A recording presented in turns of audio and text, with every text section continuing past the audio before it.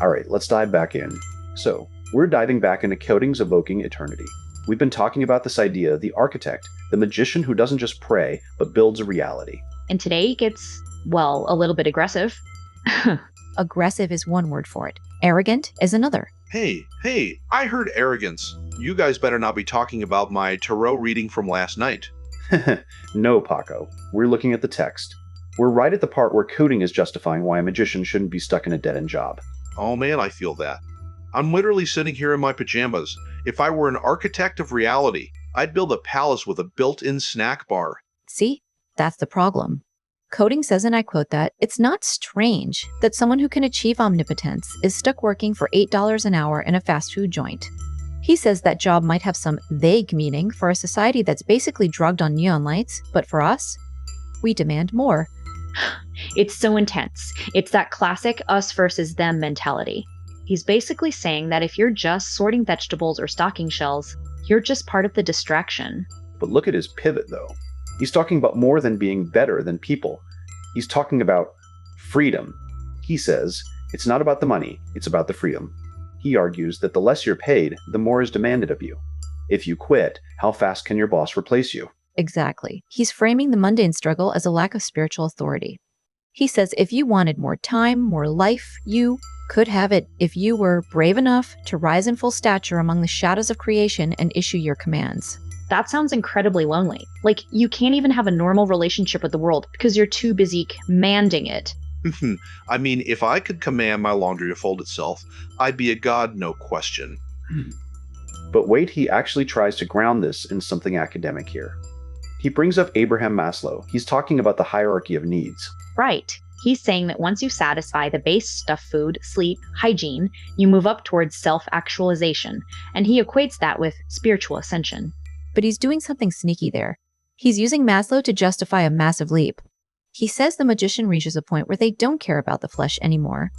Their work is to find their place in eternity. But then, look at the contradiction. This is where I get stuck. He says you have enough to ensure your basic earthly needs are met before you can erect your throne above God's stars. He literally says evocation can be used for financial stability and improving health.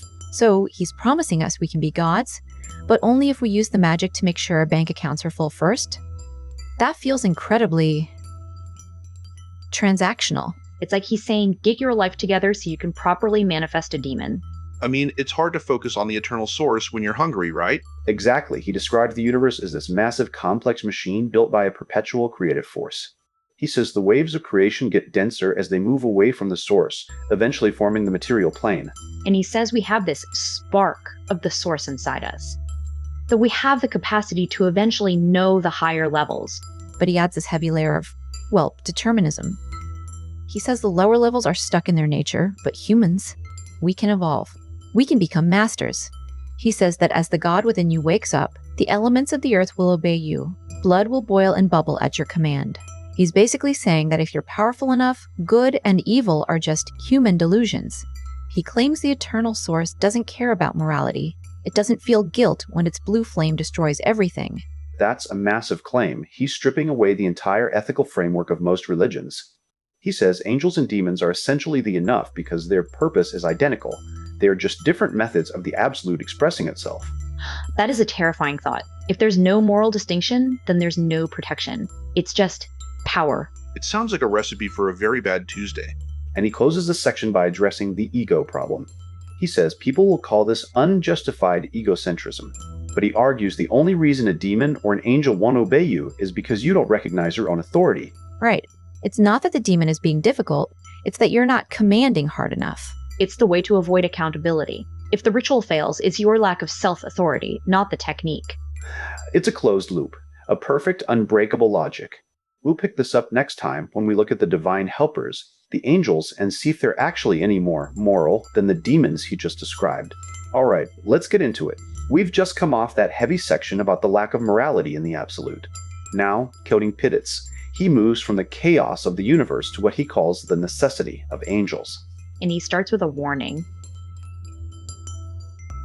He says, the condition you must fulfill when working with them is that you must convince them that a genuine necessity for such intervention has arisen. And then he gets real, and it is very difficult to lie to them. Well, yeah. If you're calling in a cosmic entity to fix your credit score, you can't exactly pretend it's a spiritual emergency. They're going to see right through that. But look at how he justifies the low-level stuff. He says most Sephirotic angels are experts in, well, the mundane. Improving finances, healing loved ones, helping with business, or even the arts. He's basically saying they're cosmic consultants. Exactly. And he even says they have abilities that have no direct relation to spiritual development. Which brings us back to that weird contradiction from earlier. He says the goal is ascension, but then he says, hey, if you want more money, call an angel. It's like he's saying the path to the stars is paved with paid invoices. Hey, if an angel can drop $1,000 on my doorstep in a few hours, I don't care if it's spiritual or not. I'll take the check. See, Paco, you're hitting on Koetting's point. He says every action is a step toward ascension. He literally says reading a tabloid or even recovering from an addiction, which he calls spiritual slavery, is part of the process.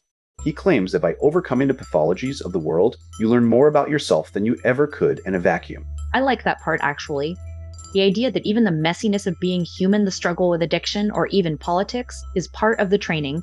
It's not just about sitting in a quiet room, it's about the friction of life. Sure, but then he goes into the master mode again. He says a magician can move a mountain just by commanding it. A mountain may crumble to dust over thousands of years. But when the master commands it, move to that side, the mountain will move.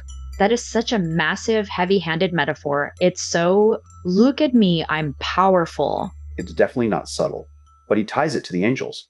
He says working with them is the most obvious sign of this unstoppable movement toward ascension. He says they bring such divine grace that your path is lit with highest light. And then he gets specific. He says archangels aren't just about the cosmic stuff. They help with your highest spiritual potential. He gives the example of Raziel. If you're sick, you call him. And not only does your body heal, but your emotional and psychological damage is repaired too. It's a very holistic view. He's saying the physical, the mental, and the spiritual are all one interconnected web. But he also introduces a very strict, almost tutorial-style approach. He provides a list, a specific sequence. He says if you follow this order from the first angel to the last, you'll open new doors of perception. Here we go. The step-by-step guide to becoming a deity. Let's look at the first one, Sigil Deldala. He describes him as being so engulfed in light that you can barely see his shape. His voice doesn't even come from his mouth. It comes from the light itself. That sounds beautiful. He says when he performs a certain gesture, you should accept his light as a bright mantle or a shroud that moves from him to you. And the purpose? To increase your energetic vibrations and prepare your aura for the ascent. It's like a cosmic warm-up. Okay, so step 1, get a glow up. Then we move to Sigil Saccatos. This one is much more grounded. He appears as a strong young man in the center of a whirlwind. He's there to remove all obstacles and cleanse your life of chaos. I love the advice he gives for this one.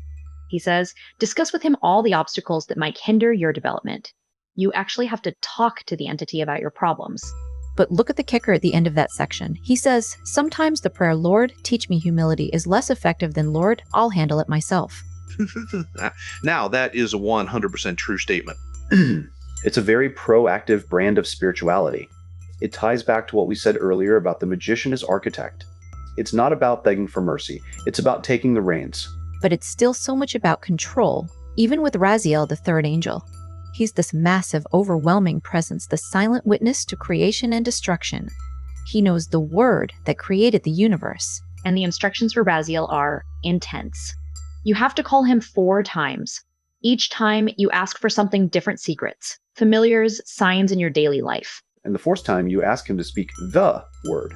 A word so powerful that just thinking it can make galaxies shift. I mean, if I had a word that could move galaxies, I wouldn't be using it to find my car keys. But it's the culmination of the sequence. It leads to the final angel in this chunk, Sigil Derdekia. She's described as the adoptive mother of all humanity, made of divine love. Her skin is porcelain white, and she's basically carrying the weight of the world's sins so we can ascend. It's a much softer image compared to the whirlwind of Saccatos or the terrifying power of Raziel. She's the mercy in the system. But even she has a job. She's there to soften hearts of stone and lead the mage toward the face of God. So we have this progression, from a shroud of light to a whirlwind of cleaning, to the terrifying secrets of the universe, and finally to the maternal mercy of the divine. It's a complete cycle of, well, whatever Koetting thinks ascension is. It's a cycle of taking the chaos of the self and trying to structure it into something divine. or just trying to find a way to make the universe obey your specific set of needs. My brain is officially fried from all these cosmic hierarchies. Fair enough. Let's take 5 and grab some water.